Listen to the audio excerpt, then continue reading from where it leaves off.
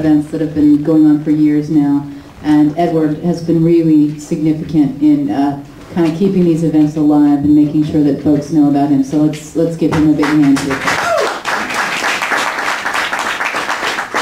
We're very grateful, and he has he's a MySpace page and a blog and a podcast where you can link to Edward Headington in many forms if you choose to.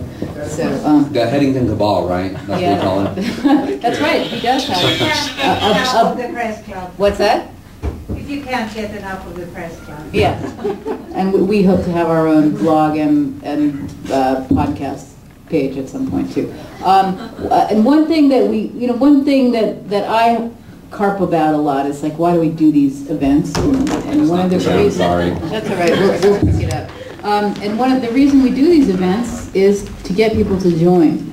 They're like our way of making very tangible the kind of benefits that the LA Press Club offers to you. So if you're feeling tangible things tonight, and you have tangible things in your pocket, and you're not yet a member of the Press Club, we encourage you very much to join us. There are all kinds of benefits, including just a feeling of belonging to the coolest press club in town. So really think it through. It's a good $60 for a year, and so join us here at the LA Press Club. And we're joined tonight, as you guys know, by Gustavo Arellano. Gustavo Arellano was my selection as the President's Award, the 2007 President's Award. Every year I get to pick someone who does cool things. Thank you. Gustavo did some cool things, and he's going to do more cool things tonight, including taking your questions in about 5 questions after me. So I'm going to open it up, and I'm going to ask, why write about Mexicans? I mean, what do Mexicans tell us that, say, Salvadorans or Hondurans or, I don't know, black people can't tell us? Why write about Mexicans? Why should people climb Everest? It's just one of those things that you have to do, especially here in Southern California, that has always had Mexicans, even before this was part of the United States. And ever since then, Mexicans have always been portrayed as almost an exotic species. You go back to even the formation of Olvera Street. There were people of Los Angeles at the time. They were saying, "Oh, let's turn this back into what was a Mexico town or whatever. Let's capture this moment in time." In the 1930s, put it right there. Meanwhile, there's Mexicans across the river, in East Los Angeles, and they were being discriminated against and so forth. So, ever since then, Mexicans have just been this obsession in the American mind, especially in the Southern California mind. And not only that, they've also been a part of Southern California, for lack of a better term.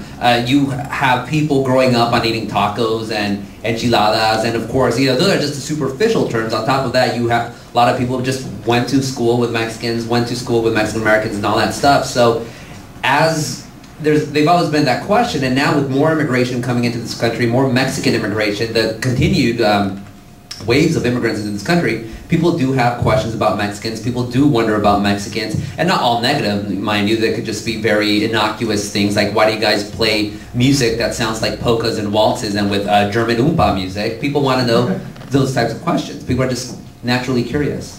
But do we really need to be talking about Mexicans anymore? I mean, you're saying, historically, Mexicans have been like the big other in Southern California. Okay, they're the people we don't quite get, we're curious about, we think they have kind of cute music that we want to understand. But good food too.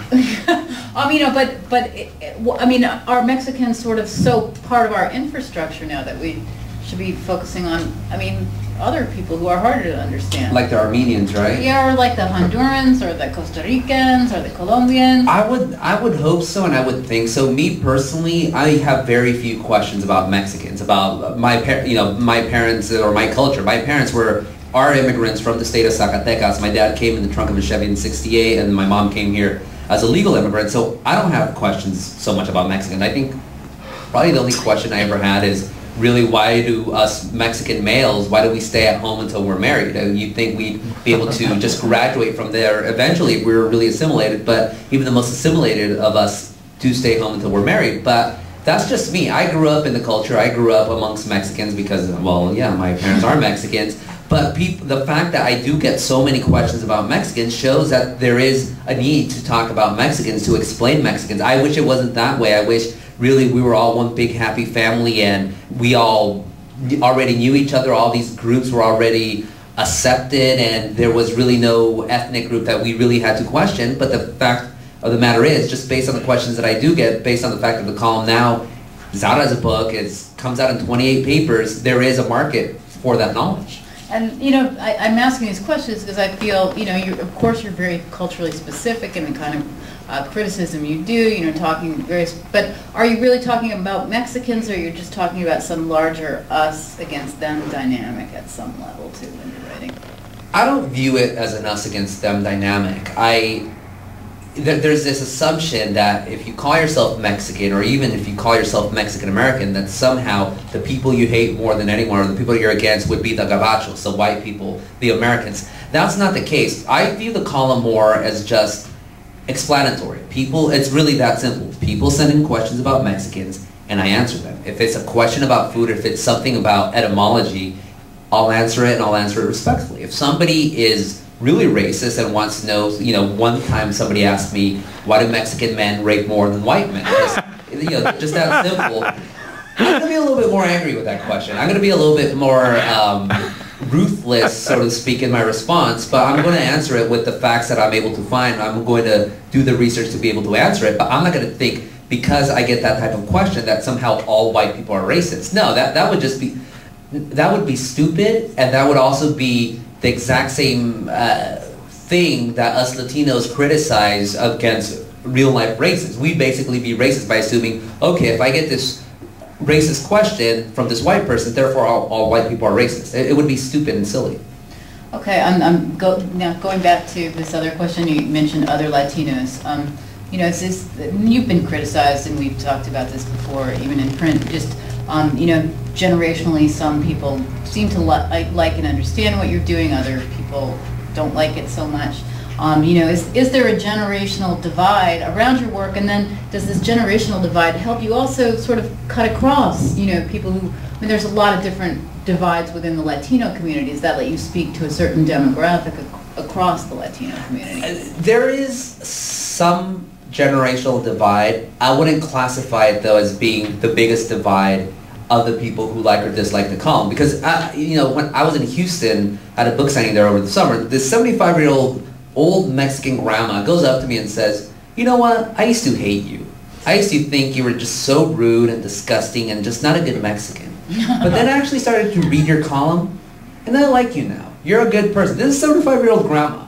I think the big divide is in those people who don't, you know, who don't see what I try to do with the column. I try to be satirical. Some people, you know, satire, either you get it or you don't, and either you appreciate, even if you don't get it, you can still appreciate the attempt at attacking a particular issue through satirical purposes. Some people, they just don't get it, they'll attack you for it. So actually, a lot of my biggest critics have been Latinos who say, I perpetuate stereotypes, that I'm just not funny, and I'm, you know, bringing up these sore issues, and those are the, you know, that wouldn't be a generational thing. I get everybody from grad students at UCLA, young people, to older people, or, you know, since we're here at the LA Press Club, probably my most notorious critic has been Agustin Gursa of the LA Times. He's the one who really wrote my epithet, that he said Gustavo Arellano is the Paris Hilton of the Latino journalism world. He always seeks attention, he's a total media whore. I love it. I thought that was the funniest thing ever. It was so over the top, hysterically, like, ridiculous, that when I tell people, when I go to book readings, I say that part, people laugh. People don't laugh at it. People laugh at him for saying something like that. And Agustin, yeah, he's a little bit older. He's, I think, what, 40s or something. Mm-hmm. But his own colleagues at the LA Times, people even older than him, have told him, hey, you know what, just calm down. Get over it already. Is Perez Hilton a Mexican? Perez Hilton is Cubano. Oh. Yeah, oh. Straight up Cuban. Oh, interesting. Okay. All right, so what is the ethnic group that you would say Mexicans are most like? Irish. No, well, yeah, you know what, I do have to say that Irish. I mean, this is one interesting thing when it comes to, when it comes to Mexicans, or a lot of in going across the country and talking to various people and fans who like the column, a lot of the biggest fans, or a lot of people say, you know what, that column's just like me, they tend to be ethnic Catholics. So I've gotten Ukrainians coming up to me and said, everything you talk about Mexicans, just like my family. Macho, loud, drunk, loves to fight, jealous. I mean, this is Ukrainians. I've never really met a Ukrainian American in my life. They said it applied to them.